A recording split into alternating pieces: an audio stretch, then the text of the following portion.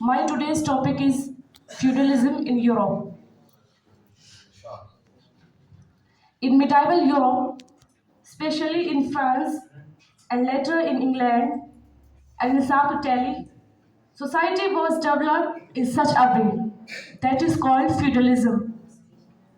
The term feudalism has been used by historians to describe the economic, legal, political, and social relationship that existed in Europe in the medieval era.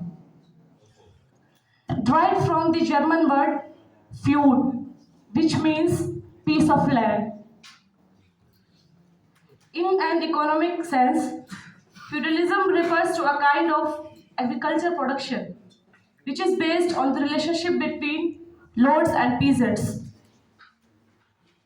The peasants performed labor services for the lords, who in exchange provided military protection. Lord also had extensive judicial control over peasants. Thus, feudalism went beyond the economic to cover the social and political aspects of life as well. The roots of feudalism have been traced to practices that existed in the Roman Empire and during the age of French King Charlemagne. Feudalism, as an established way of life in large parts of Europe, may be said to have emerged later in the 11th century. In the feudal society of Europe, there are three orders, means social hierarchy. The first order was known as the Clergy. The role of Catholic Church was very significant. The Catholic Church had its own laws, own lands given to it by rulers and could levy taxes. It was thus a very powerful institution which did not depend on the king. The head of the Western Church was the Pope. He lived in Rome. The Christians in Europe were guided by bishops and clerics, who constituted the first order. The second order was the nobility. The nobility had, in reality, a central role in social processes.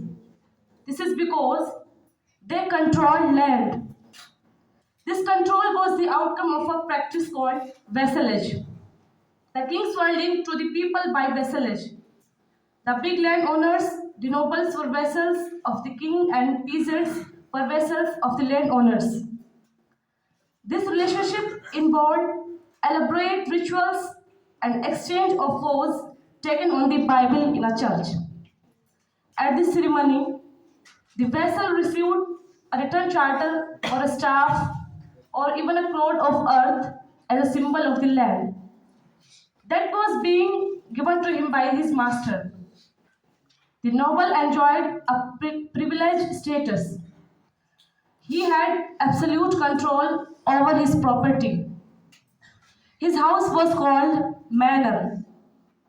His private lands were cultivated by peasants who were also expected to act as foot soldiers in battle when required, in addition to working on their own farms. Let us now turn to the third order. Vast majority of people belong to this third order. They are peasants and serfs. Peasants held their farms as tenants of the Lord. Serfs cultivated plots of land, but these belonged to the Lord. Much of the production from this had to be given to the Lord.